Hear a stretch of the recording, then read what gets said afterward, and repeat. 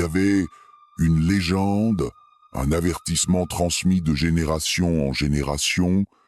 Elle parlait d'une malédiction, d'un pacte de mort conclu par ceux qui étaient assez désespérés pour échanger leur âme contre ce qu'ils désiraient le plus. Personne n'avait osé en parler à voix haute pendant des années, mais l'histoire persistait dans les murmures du vent.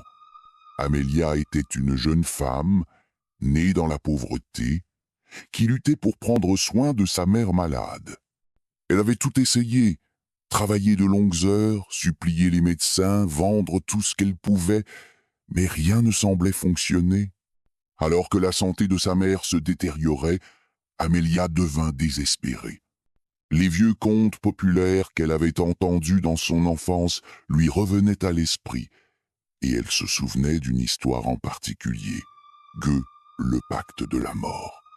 On disait que si vous vous aventuriez au plus profond de la forêt une nuit de pleine lune, et que vous appeliez l'obscurité, l'entité connue uniquement sous le nom de Le Collectionneur, vous offrirait tout ce que vous désiriez, richesse, pouvoir ou le salut d'un être cher, au prix de votre vie ou de celle d'un proche.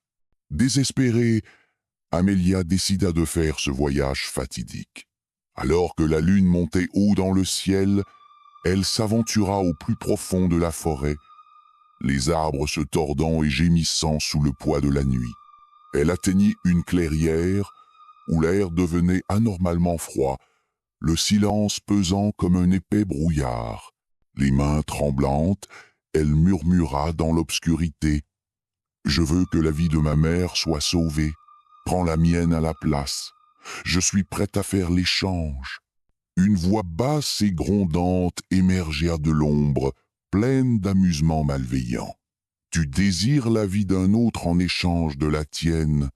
Est-ce vraiment ce que tu veux ?» demanda-t-elle, sa voix résonnant dans son esprit. « Je le veux, dit-elle, sa voix ferme malgré la peur qui rampait sous sa peau. Les ombres se séparèrent et une silhouette apparut dans la lumière de la lune. Elle était grande, vêtue d'une robe en lambeaux qui semblait se tordre et bouger comme si elle était vivante. Son visage était caché dans les plis de la cape, mais Amelia sentit son regard posé sur elle, froid et ancien comme l'obscurité elle-même. « Le prix est fixé, dit-elle. La vie de ta mère contre la tienne. L'échange est scellé. » Sans un mot de plus, la créature disparut, ne laissant derrière elle qu'une sensation de vide étouffant.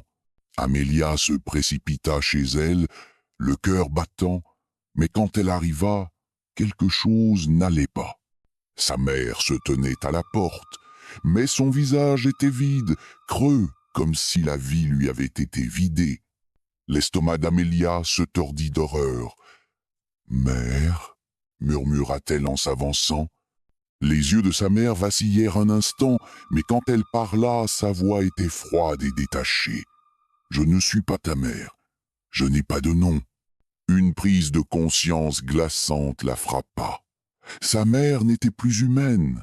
L'échange avait été accompli. Le collectionneur avait pris son âme, mais elle n'avait pas quitté son corps. Le corps qui se tenait maintenant devant elle était un récipient vide, dépourvu de chaleur, de vie.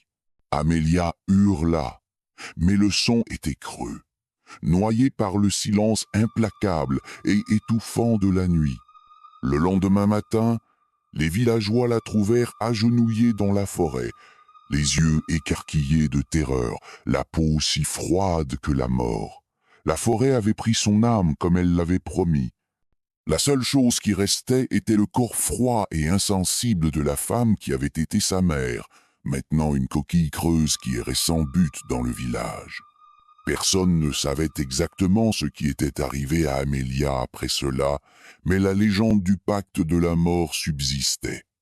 Les villageois murmuraient encore des choses sur le sort de ceux qui osaient conclure des accords avec les ténèbres. Conseil de vie, le désespoir peut vous rendre aveugle aux conséquences de vos actes. Faites attention à ce que vous souhaitez, car en essayant de sauver quelqu'un, vous pourriez finir par tout perdre, y compris vous-même. Certaines affaires ne valent pas la peine d'être conclues, car leur coût est plus élevé que vous ne pourriez l'imaginer.